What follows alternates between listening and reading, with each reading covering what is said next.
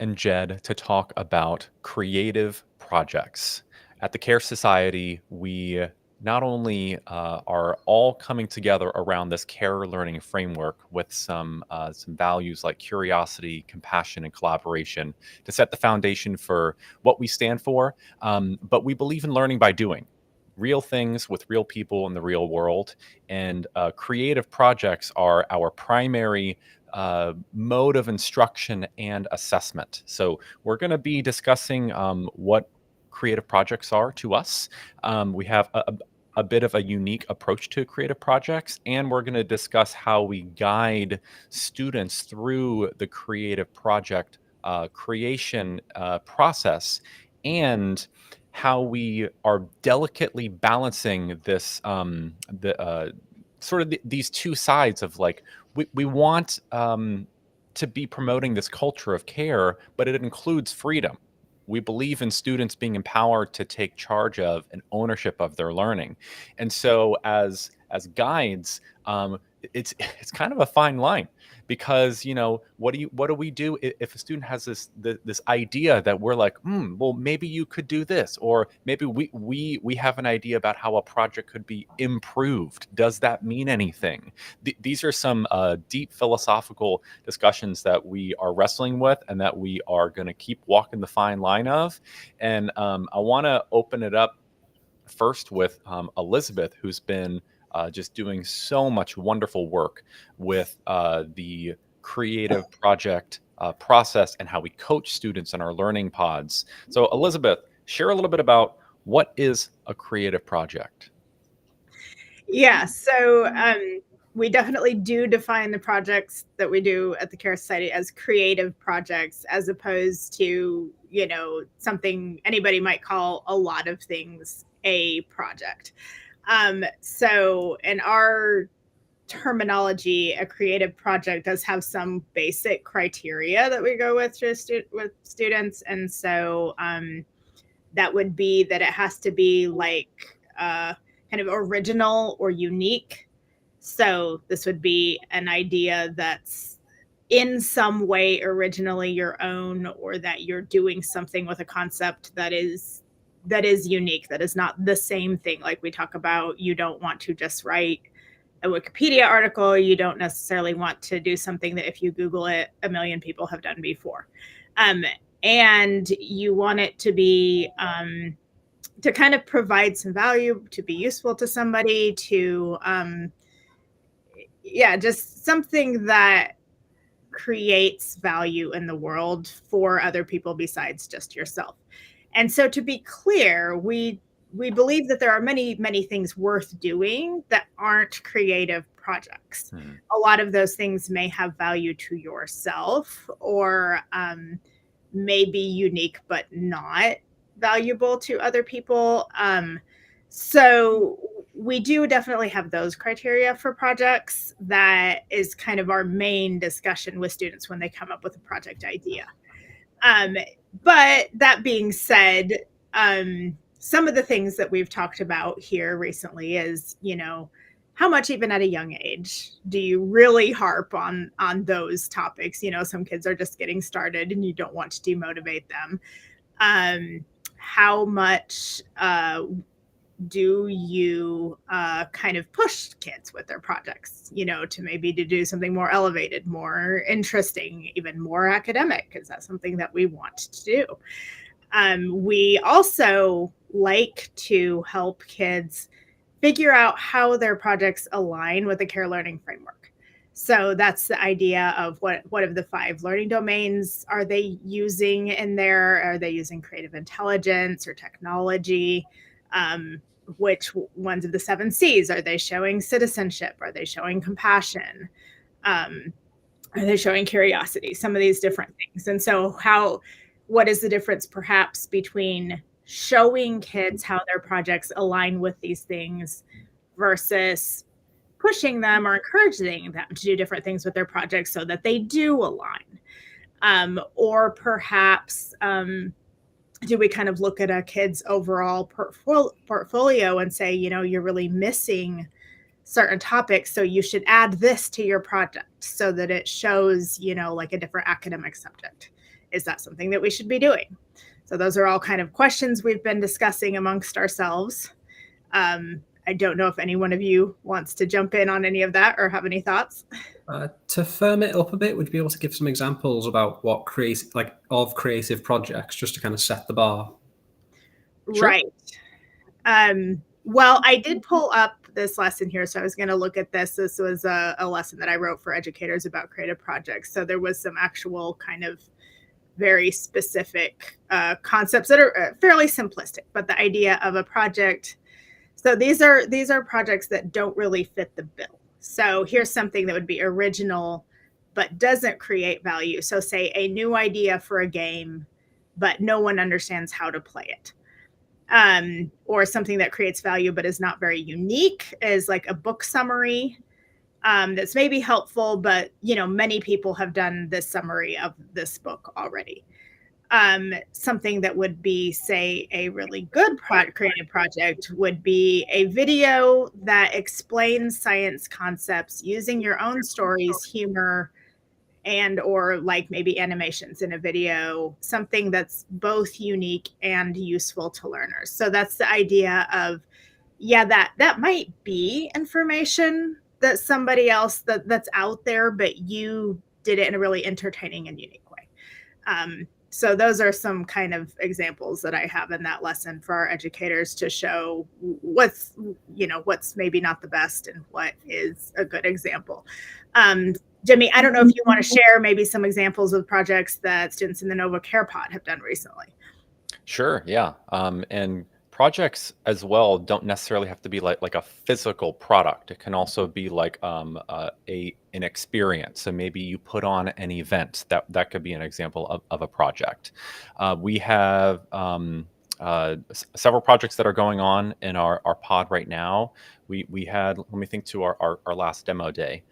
We had a student write an article about the history of witches, which is very fitting for the times. But kind of like with what Elizabeth was saying, she was putting her own spin and almost like providing some social commentary, so that it wasn't just something you could have asked ChatGPT and just gotten an output. She was kind of describing how, for example, if what she was saying was that, like, if a man was performing these acts, he might have been called like a doctor, or someone who's just skilled in medicine, but a woman might be called a witch. And so providing some of that kind, and so she had some humor in it as well. It was very entertaining, and also teaching us about this knowledge that she was gaining. We have had students who have created art that represents something, like anatomy, for example. We have a student who just loves science and art, and writing, and will paint pictures after learning about new parts of the body, like different insides and all sorts of things. We have a student who is putting on a food drive and a food pantry to help serve our needy families during the government shutdown, which is, and then if you think about the care learning framework, like us as coaches and mentors, as we're guiding the student through developing the project, we're helping these students understand, like, what, for example, compassion and citizenship is, and how, like, this is a great example of that, and here's why. And so, yeah, so we have all sorts of different things that are going on, but one of the biggest things is that these projects are all of the students' design. It's out of their own. Oh, sorry. It's out of the students' own interest and motivation, and has like full ownership of the process. So we're not like assigning a project to a student. Like there are other programs who say that they're student-centered, we're all learner-centered and we do projects. But it's really like, here's a project you're going to work on this week. Now figure it out. And then you have like full ownership after that. Like, no, like these from start to finish are designed completely by students, and our role, really sort of in this co-pilot position, is to provide inspiration, provide support, connect with resources, help develop ideas, challenge a little bit as well, work on reflection, collaborating with them and amongst students. So those are a few examples. I know, Elizabeth, that one aspect of the projects is like a documentation of what you have done. So there's the project itself, and then there's the documenting of it. Can you elaborate a little bit on like what that looks like and what you view as like the benefit of doing that process? Right. And we've kind of really outlined that more in detail because people were kind of getting confused that like they always thought a project was like a written article. And that is just not the case. So say in the case of an event that a student puts on, the event is the project. But we do encourage students for a lot of reasons to document their projects. And so documentation of something like an event could be an article. It could be like a slideshow with commentary. It could be a video. There's a lot of ways to document something. A lot of times that does look like an article because it's kind of the simplest format to do. Part of that is that kids do also learn a lot of other skills when documenting, whether they're writing or they're, creating a slideshow, they're creating a video. There's a lot to be learned there. Also, just to create that record for themselves and for the future, anybody that they might want to show. A lot of time when students are doing alternative types of education where they're not following a particular curriculum or using books, it can be hard to show whoever they need to show what they've been doing, especially if this is in a homeschool setting, or even if somebody was, say, running a school like this. There's always going to be somebody, and this is kind of part of what we're doing as our framework of inverting standards, the idea that you take the record of what a student has done and kind of map that to standards instead of saying, these are the standards and we're going to dictate how or what you do. So that documentation, it's great for the student to be able to look back and see like what they've done. It's great for parents to look back and see what their kids have done. It's really great for inspiration. It's just kind of a citizenship and community thing in our learning community, because that is how a lot of kids will get inspired. And, Jimmy and I were talking a lot about the idea of exposure, that if kids are following their own interests, learning through doing what they want to do, how still are they kind of learning about everything that there is in the world to do? And that's part of what we want to do in our community, where we have a lot of students doing a lot of different projects and documenting them so they show each other what they're doing and other kids can get inspired by what they do. When you get to high school age, then we're talking about, looking at transcripts, having something to show to colleges and universities, maybe even to apply for scholarships, and they have all this material that they can draw from if they document that and keep a portfolio. So that part of it is so important. And I think kids can learn that it can be really fun as well. One thing I wanted to add about that benefit of documentation, obviously you're bringing up, the implications for a transcript. Also in our community, you said the potential for inspiration for other kids. It's also our other students, their peers, like a way to connect. They might find other people that shared those kind of interests, and friendships develop or new projects arise. And then also going back to not just with the schools as a transcript, but like in the increasingly digital world, I see there being a broad benefit of like, and you did use the term, a portfolio of work, so that other people can just see what you can do. Maybe they hire you. Maybe they want to collaborate with you. Maybe that project is, after maybe many projects, is so sophisticated that, they want to partner in business with you. So there's a lot of opportunities that can arise, I feel like, from these projects moving forward for the benefit of their own future. Well, and as well, we had mentioned that, Elizabeth mentioned that creative projects aren't the only great way for people to learn. So for example, if another student is hosting some sort of like hour-long discussion and it's not your project, but you attend it, like you, of course, are going to be learning really valuable things by engaging with people. As well, we have one-time workshops that we'll be offering. So if someone wants to learn how to make a website, and they attend that workshop but haven't finished the project yet. Like the acquisition of that knowledge is really valuable. Also, trying to think what else. So we have our learning pods. We even like just what the discussions you could have, even like at the dinner table, for example. We have different themes that we'll be having in different weeks and in different months. So like not everything is going to be a creative project, but what we find is that like kids get inspired when they get exposed to these different topics and concepts that often end up turning into projects. One of the examples that I had given was we had a student who, actually the same student who made the witchcraft project, was inspired by the K-pop Demon Hunters Party project and made the Kimbop project to support that project, which is really cool too. Yeah, so there are a lot of things that kids will be doing throughout the day, that kind of all come together to like fill out their learning, which is really cool. Tara, you've done several really cool projects that I've seen in the past year or so. What is one that you can share that's like, this is a project I've done? So I should think of which have I done that I've also reshared on Mighty, because I haven't done all of them. Well, I suppose the one that would come to mind first would be the Sims project.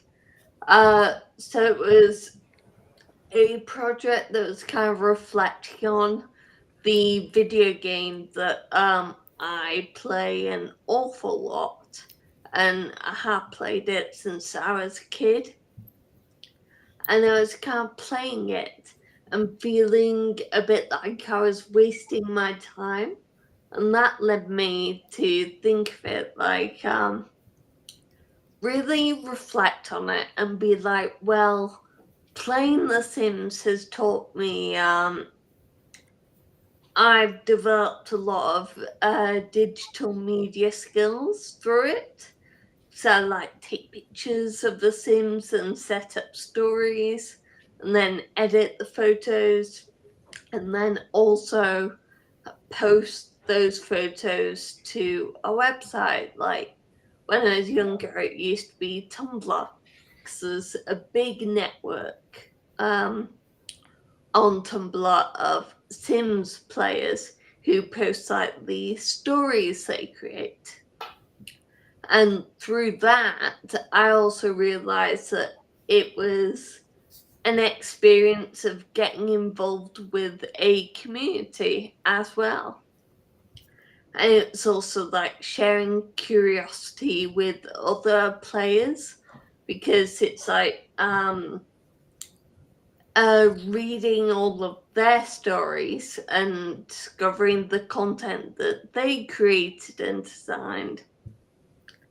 And how it all just kind of came together at the end of it as a reflection of how something that might be considered just a video game is actually an experience that has taught me a lot of different things over the years. Yeah, well, and that's it's a powerful kind of project, like realizing that you learn something very powerful, and you're sharing that in writing. And for me, like some of the value in that is not only like teaching people the specific skills that you learn. It's almost like writing a persuasive essay in some sense of like, hey, like I did this experience. Maybe you think it's just a game, but actually here's why it was very, very valuable. And like that can inspire someone to maybe like engage with something that's like, oh yeah, like there's this fun thing that I like to do, but I'm actually really learning X, Y, Z. And then that can motivate someone to be engaging with a different activity too, which is valuable. Well, I think it motivates you to focus on the skills you're learning from it as well, just changing your perspective a bit to be like, oh, what is the value? So now that you're training yourself to find value in even something so kind of what you would think as a time killer. Hopefully it highlights the importance of these kind of skills and values you're picking up, that it motivates you to further explore them. Right. And so some of the things that I wanted to bring up was like, this is issues we've had before. It's like, let's say that Tara was a younger student and she brought forth this project that's, you know, maybe a little bit vulnerable, because for kids, it's hard to talk about that they're playing a game a lot. That's going to bring critique, right? Or perhaps. And so, you know, if somebody were to then come to Tara and be like, well, that's nice and all, but, you know, like, you really don't do enough math. I think that you should figure out a way in the Sims or in your project to incorporate math, because I think you need to do more math. I agree. You know, how would that make you feel, Tara? How dare you, Jess? You know, and so those are the kinds of things where now, could it be that Tara, you know, younger version of Tara needs to learn more about math? Perhaps. And so that's where we were talking about this idea of exposure and when is the appropriate time to do that. And I think that when a kid is doing a project and has a specific goal for that project, that is maybe not the time for exposure or to say, add this thing in, unless it's really helping the student to solve a problem that they're having or to reach the goal that they've proposed for their project. So like something that we were discussing earlier was the concept of doing something like a Rube Goldberg machine. I had a really young student that was doing a few of those for a while. And, you know, I think his goal was just to like make something that worked, right? He wanted to get his ball from one place to the next and do some interesting things and probably get a cool video of it. You know, that was his goal there. But, you know, as an educator, you can look at that and say, well, you know, there's a lot of kind of like math and physics going on with this project. And you have to be kind of careful, I think, how you interject that, you know, to where, say, if you just think that they could make their project look a lot more academic if they learned about this math and physics and then they documented that in their project somehow. And then when they kind of ran all their projects through, say, an AI to help them create a transcript, that it would say that they had done some math and physics, right? Versus the concept of perhaps if a student was creating something like that, and it would probably be more appropriate for it to be an older student, if they're actually having trouble, you know, say this isn't working and they're trying to figure out what they should do, you can introduce some of those concepts and say, hey, you know, like, this is why, because this angle is going to create this kind of movement or whatever. And maybe help them to kind of see the connection between those things in a way that actually helps them. But it is a very tricky line to walk. And I know this is something, like I brought up earlier, Aquinas, that you have, I feel like you have a good grasp on that concept of, you know, walking that line with students of like encouraging them, of getting them really interested in things versus kind of nudging them in a direction because of our motivations as educators. Like, especially with that Rube Goldberg, and just like, you know, I would be following their lead, but also as their guide, you know, in one of our pods that we offer through CARE on Mighty Networks, I would be taking like mental notes of stuff, like remembering maybe for the future, again, not with any intent to nudge. So like if it was the Rube Goldberg thing, and I'm not saying that this assessment is right off the bat, right away, you know, without maybe more evidence, my guess might be like some of the draw is like cause and effect, because ultimately Rube Goldberg's, the whole contraption is a big cause and effect mechanism. And so in my mind, I might be thinking, again, no nudging, information gathering for future whatever interaction. I wonder if they would enjoy playing pool, you know, like you hit the ball, it goes there. My mind would be wrecked and making those kind of notes. And I might even be writing down those kind of notes as a guide. And so when the next project comes on, I'm not by any means going, oh, cause and effect again. But if I start to see them gravitate to more types of that stuff, like that's good information. So when it comes to them, again, deciding a project after the Rube Goldberg, no kind of nudging, but there could be a conversation where they're saying, hey, I'm considering this. And I might be going, okay, well, why do you like that? Still go ahead and do it. But like, I want to understand you more. I'm working with you as an adult. And in that process, I imagine more things will get revealed that will be helpful for me to guide them appropriately while respecting their own interest. Yeah. And something that I think I would probably add is, like we've talked about, there's a lot of very good ways to learn. Projects are often more about kids like kind of taking whatever core knowledge they've learned and applying that, and the skills that they learn in projects kind of tend to be a little bit more like real life skills and maybe not like academic skills. That doesn't mean that they can't or shouldn't learn the academic skills. It's just going to look like different things. So kind of, Jimmy, you were talking about one of your students is, I think you said, creating a Minecraft realm. Yes. Yeah. Do you know what, has he explained much about that you understand? Yeah, I'm learning all about it. Yeah. Yeah, this particular one, so of a realm, you can like post your realm, and then other people can like join your realm, and you've created the entire architecture and everything about the realm itself. So where are there buildings? Where are there trees? Where are there doors? Where are there activities and games in different areas? And so the student had literally created this entire like universe realm, which I was asking him, it probably took, I don't know, 50, 60, 70, 80 hours to make this thing. It's very intricate. It reminds me of like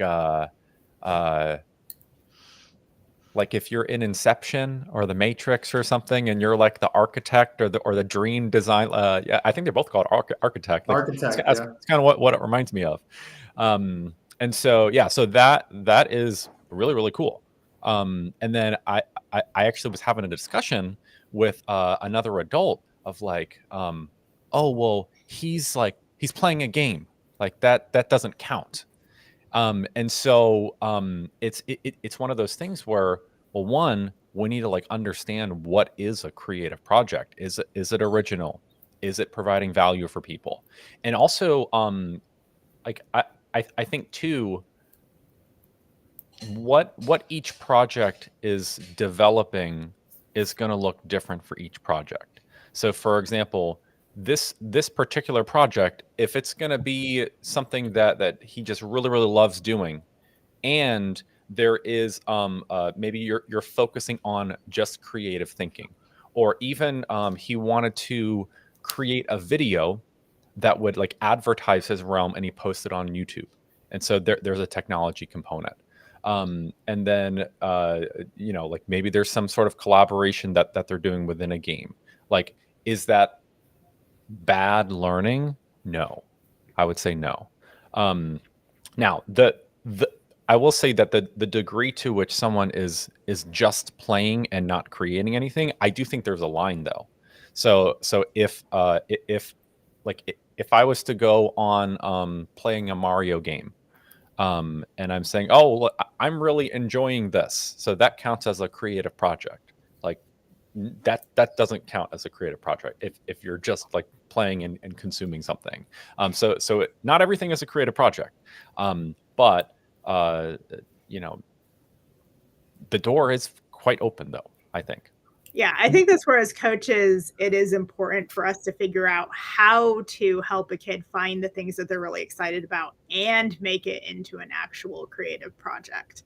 Mm-hmm. And so like, yeah, that kind of Minecraft realm, like I was saying there, like he had to know a lot of core skills, to be able to do that. He had to obviously read and write well, probably know some math and that different stuff, but the actual skills that he's practicing there come out more as, some of these things of just, it is running a server online. There's things that you can do. You can learn Java, you can, learn all these different things that are, tech skills that are really important. And then there's a lot of just kind of like artistry in building some of these things. But yeah, we got to kind of look at that. And so that's where I think the kind of original, the valuable critique really comes in, because it helps kids it helps it to elevate it much beyond, say, something that could look just like a show and tell. Like, oh, here's this thing I like. See that I did this thing I like, Would you say the valuable and creative thing could be like almost a guiding thing where you're trying to get the kids to move along? So like if this kid did come along with like a presentation on like his Minecraft thing or something, and it's not really exhibiting any kind of creativity because there's a lot of Minecraft or novelty rather, and it's not really any value to in a practical sense, but at least he's started to kind of be more comfortable sharing his interests, which could then in the next project be a skill he implements there. And it's more like he's starting where he can start, even if it's a very kind of unnovel, useful project. But then the next time now that you know his starting point, you can kind of guide him along. Like, okay, how could you make this more creative? How could you make this more novel? And it's almost just like the stepping stones, as opposed to him coming right out the gates with a project and you being like, not creative, not novel enough, back to the drawing board. Well, yeah, and it's kind of, for one thing, this is very age based, right? Like what this is going to look like for a 7 or 8 year old is going to look very different for 12-year-old or even a 16-year-old. We do always, at least probably once the kids get to a point where they're more confident with their core skills like reading and writing and computer skills and stuff, then we really do focus a lot on that sort of like original and value, creating value. But it's also with the understanding. So like when they're developing a project idea, we would really, really try to help them focus on that with the idea, and now the degree to which they're successful at that is going to greatly vary. And obviously, like, because we want kids to see improvement, and this is kind of the point of the whole thing. So they're going to do a lot of not very great projects to start with, and that's okay. So yeah, it's more like, we have this gentle critique. We have demo day. They're going to present, and this is kind of the metric by which people are going to critique. And so they will get some of this stuff from their peers, maybe from other adults. Parents usually join in demo day. And, but we try to add celebration. We try to kind of, always do this in a way where they, are celebrated for what they did do, but then maybe get some ideas of like what could have made it better. Right. And, sometimes we encourage kids to go back and, look in an old project, not because we say, oh, that was a bad project, but just say, go look at your projects. Is there something that you could do it better now because you're 2 years older? Yeah. Or whatever. So, we do always definitely try to focus on those aspects, but definitely recognize that kids are where they are and they're going to get that. To give an example, like if I use Tara's project on Sims as an example, if a kid came up and was like, here's an article sort of thing of why I like playing Sims, that's not novel or not useful rather. But then the next time it's like, okay, here's a reflection on the skills I've gathered from Sims. So it's now a bit more novel with that self-reflection, but it's not really kind of valuable. And then the one after that, oh, I want to learn how to mod so I can further boost my creativity in Sims. I've now made these mods and put them out there. Here's how I did it. Would that be kind of a level up kind of trajectory of going from starting point of interest to reflection and kind of novelty to valuable? Could that be itself? That's often how it goes. And to be clear, a lot of times, you can give direction and kids will kind of do what they're gonna do, so they may not always take that direction or take it as well as you hoped they had. And so, if a kid does their project, like I said, it's open to critique, it's open to review. They're going to bring it to demo day. They're going to hear, from everybody. And so, like I think in that space, I would just say, whatever a kid does, it's okay that they do. It's their project. But we do kind of hold those lines on those, when we're helping them to come up with a project that we're going to kind of say, well, let's see how could we take this idea and make it a little bit more of a creative project. And there are students who, pretty much all students eventually will or can realize that there are things that they want to put a little bit of like intentional effort in exposing themselves to. For example, the and I think it's okay for us to like see if they might be interested in them choosing to expose themselves to that thing, like as part of our feedback. For example, the student who did the witchcraft project had been doing a lot of writing projects, and so I made a suggestion. I'm like, this topic seems to be of interest to you. You might consider for your next project, you don't have to switch topics. I wonder if you maybe could take that concept that you were talking about and maybe turn it into a political cartoon, or creating some sort of like 3D model of a witch, like using clay or something, so that you can kind of dig a little deeper, and all of the little decisions that you make are going to put even a little different of a spin on it, and you'll gain a new skill through those different types of media, because your writing is wonderful. She's like, oh, okay. And so we'll see what she does. Maybe we could consider that rather than like in a project-based learning setting. It's more like rather than a project as a singular thing, like a succession of projects that kind of display the growth we want to see. So like what you've said, she's done a speech on witches, and it's like, okay, you've hit this marker in terms of like creative. Maybe you want to bring a bit more novelty in it. Well, how would you build on this to introduce more novelty? And that's the kind of like guidance you would give to hit till they've hit all three markers of what we would call a successful creative project.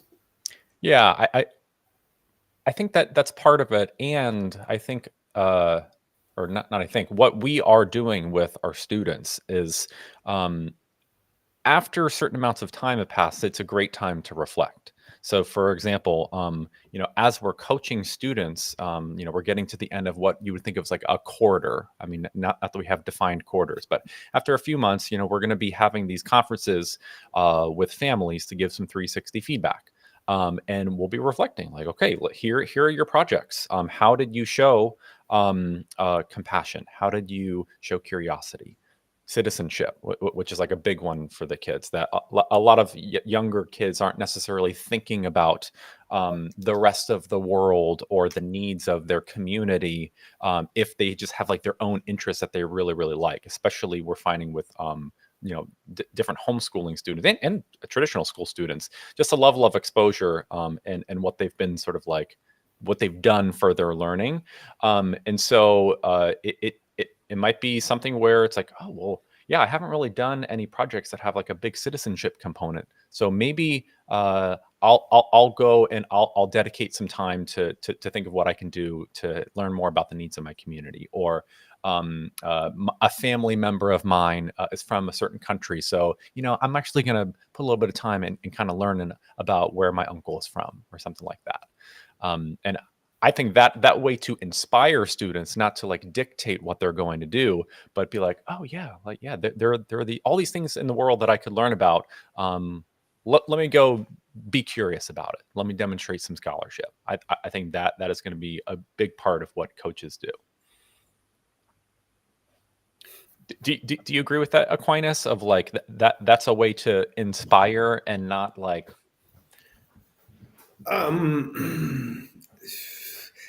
it's so like situational, like especially you're in the space, the Novapod, like the kids, like developing and you've obviously developed the relationships with them because they keep coming back. They want to be at your space, so you're doing good stuff. They're feeling good, so kids, they trust you, and so you always got to be very careful with like suggestion, nudge, inspiration. Only you kind of know like what you're doing in that moment, and you got to be honest with yourself about what you're doing there, as if you are trying to nudge or you're trying to inspire. And then even on the platform, they have parents. We're working with the parents, and it's a collaboration as far as they know. You, our audience, know what we're offering, and we're going to work with you as parents, have those conversations, knowing that we are trying for inspiration. But obviously, parents back at home, depending what you're saying about what they're working on, or just talking about stuff in general, that adds a lot to the likelihood that kids will pursue these kind of things, in a non kind of judgmental nudging so explicitly, or even a minimal amount, like just like getting to know them, finding out what they're interested in. But as Elizabeth was saying earlier, it's like they don't often know what's even available. So it's having those conversations, which I'm sure y'all are having at the Nova Pod, just like talking about all kinds of stuff. And through those conversations, it puts some ideas. And when it comes time to be doing projects, they might remember this part of the conversation, or they go to you or Rebecca, their guides at the place, and saying, I'm considering this. And you might, if it was relevant, hey, you had brought this up a couple of weeks before, and they're like, oh yeah, I forgot about, and that might be how someone might go, is Jimmy nudging? It's like, no, like they just forgot about an interest, or, they had said that they had this goal. I'm trying to, again, give them, general information, but even more so, information that they have told me about themselves, or I have observed, and I can infer and say, hey, there's this stuff. Maybe you could do something with it. Do you want to? And of course, obviously, all the things that we promote are the healthy things. And it's like, and I can help you in some way, or if you get stuck, or, Would you be totally opposed to a nudge, Aquinas? Like if there was a kid who just has no idea where to start at all, and he like really needed that little extra bit of structure, and he was like even asking you for like just a bit of advice or give you an idea. No. So that's the Jed, of course, like if they ask for advice, for sure, that to me is not like a nudge. A nudge often entails like unsolicited advice, where like, I never even asked you, like, why are you telling me this kind of way? No, of course, we are here for as advisors, as guides. So yes. Yeah. Right. And the piece that you brought up with like the trust component is, of course, like what we stand on. The suggestion that I had given to the student who had been doing a lot of writing, she had just joined our program. And a lot of the products that people produce are writing. So we also do have like a duty, once we get to know students, of like, we don't want to like have a student accidentally have created their own box either. So like one of our roles is to share like, hey, these are the different things that could be done that are of value as well. I also I think one of the best things that we can do is just out of our own self-direction, create projects ourselves. The modeling is so valuable, so that students can see like, oh wow, this is what like the adults are doing with their time. That's pretty cool.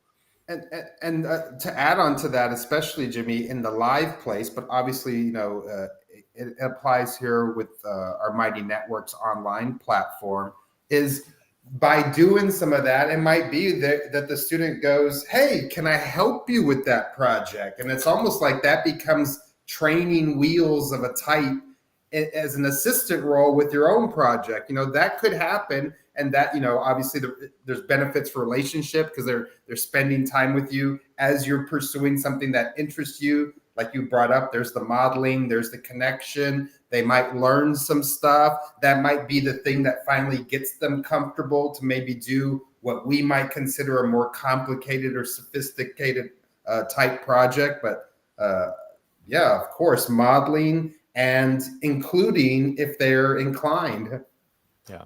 And I think that one of my, I guess, like biases is that, I believe in the care learning framework. So like for students to show compassion, especially for the adults, and like them actually wanting to help us, which is one of the three, acts of doing that we're sort of teaching here.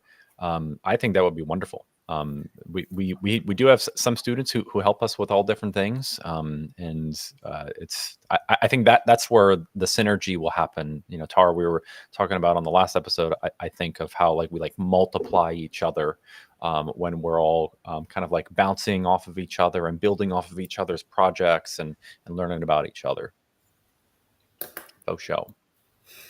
Well, this is I think some really good discussion about creative projects, because one thing we're doing is like we're showing how deeply we're trying to get this balance right. We as co-founders are, I think, some of the most caring people that exist, and we're trying to like walk the walk and talk the talk. You know, like I can share with everyone who's watching this. This is how we are outside of these streams. This is who we are on in our personal meetings here. We record all of our faculty meetings just to kind of have a record. And you know, maybe there's clips we'll pull out of it or refer back to them someday. And we just believe in this stuff. And there's no perfect way to do education. You can see how we're kind of like, again, trying to, there is kind of a fine line. Freedom is not easy. Freedom with care, I think, gives us some direction for how we hope to treat each other, how we hope to learn, to inspire, and we're getting back at it every day and learning something new, iterating and improving. And if I could just add one last little part for the audience out there that might be watching us, I hope you will really take away, like, we are going to put tremendous amount of thought in how we interact with your child, or your children. Like, broadly speaking, kids and teens matter to us, and so like we want to give them the good stuff. And it's not all.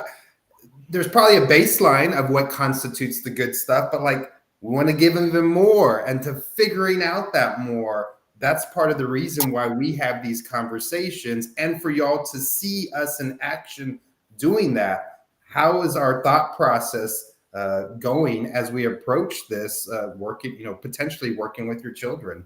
Yeah, absolutely. You know, we have a lot of strengths. We don't know everything, and nobody does. And I appreciate what you're saying, that we're also kind of being a little bit vulnerable ourselves, showing some of our imperfect. We're not recording some kind of script and just saying, hey, this is exactly how everything should be done. This is exactly what we'll do. What we're going to do is care. That is the one word we do have scripted. Actually, to cap it all off, I was just wondering, like, the hypothetical of there is a student, let's say 14 or something, I don't know, and he comes along and says, I've been learning the guitar just because I think it's cool.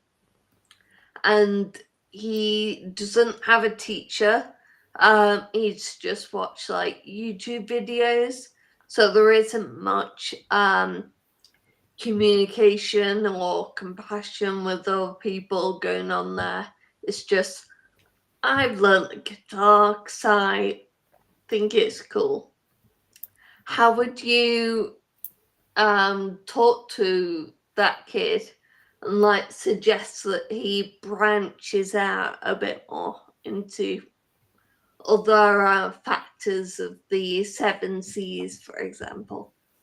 Yeah, it's a great question. So the way I personally would approach this, I would kind of like have the student kind of recall what a creative project is. Because if it's like, well, I'm playing the guitar, but I mean, I guess can I do a creative project with this? Like, oh, well, remind us what. Like, oh, well, something that's original, something that's valuable. Like, and then also reminding the student that, well, experiences, like events, like clubs and programs, physical products like designing a guitar, like even not only having a performance, but like writing a song, like all of those would be examples of creating something.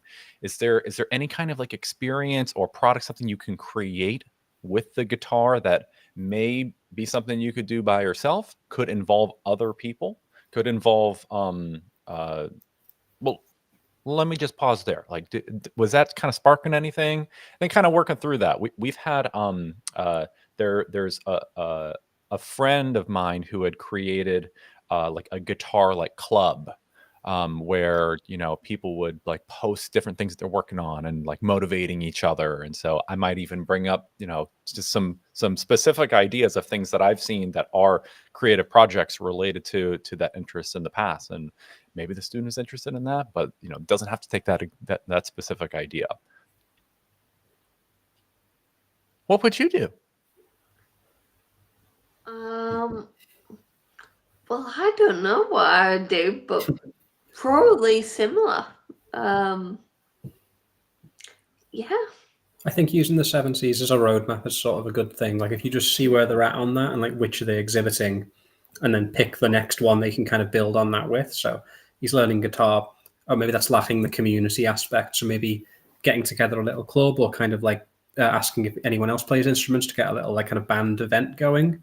I think using that as a roadmap will really help kind of the angles in which to kind of guide and coach towards things. Yeah. Yeah. And that's going to be a common theme, is that, you know, if a student like really wants to do something with the guitar, but they're like, you know, I want to do something creative, something that's good. I mean, duh.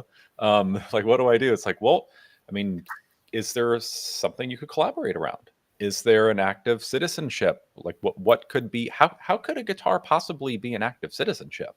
Or can you show compassion at all through music? Is that even possible?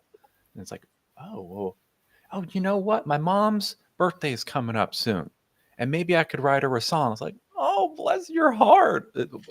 What would you write about? It's like, well, you know, da, da, da, da, da. And then now they're coming up with an idea. Yeah, so I think that using that as a guide, and you know, you can throw things out there, and then it's like, if it's like, well, maybe that happens all the time. Well, I don't know. Well, maybe, and you kind of keep going through some other things, which that'll definitely happen. Thank you for bringing that up, Tara. I think one thing that's really cool too is that as our community grows even more, we'll have so many more examples of projects that it'll like we'll all have this like arsenal of like shared experiences and things to piggyback off of and to recall, and things that have kind of like lit one student up. And so, you know, you might mention, oh, well, some student found it really helpful to think about it this way. What if we try this little thinking strategy or some exercise or something? Like, oh, okay, cool. So that is going to be the magic. The magic is happening, and it's going to keep happening. And you all are a part of that magic. Thank you for all that. So let's call it a day here. You know, we were hoping to go for like 20 minutes or so. I think it's totally fine if we do end up going longer, if we're really like unpacking something. I think we were. And so hope people found value out of this video. So with that, hope you all have a great rest of your day, and I'll see you at our next probably faculty meeting. See y'all. Bye.